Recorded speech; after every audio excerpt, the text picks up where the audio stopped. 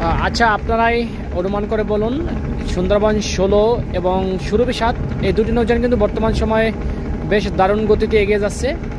কারণ হলো দুটি নৌযানে কিন্তু আগামীকালকে পিকনিক থাকার জন্য কিন্তু বরিশাল থেকে ঘাট ত্যাগ করার পরে কিন্তু দুটি নৌযান বেশ দারুণ গতিতে এগিয়ে যাচ্ছে।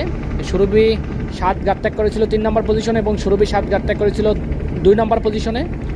আর যদিও সুরভি 7 পিছন থেকে অনেকটা ধেয়ে আসে সুন্দরবন 16 লঞ্চকে ওভারটেক করার চেষ্টা করে, যদিও ঘণ্টাখানেক দুটি নৌযানই কিন্তু বেশ দারুণ গতিতে পাশাপাশি অবস্থানে থেকেও ছুটে যাচ্ছে, তবে কেউ কাউকে ছাড়তে নারাজ এমনটা অবস্থায় কিন্তু সুরভি 7 আরও গতি বাড়িয়ে দিয়ে কিন্তু সুন্দরবন 16কে জানান দিচ্ছে আমি কিন্তু তোমাকে ওটি দিবই, এমন একটি অবস্থা। কিন্তু সুন্দরবন 16 জানান দিচ্ছে আমি কিন্তু তোমাকে ছাড়বো না এত সহজেই।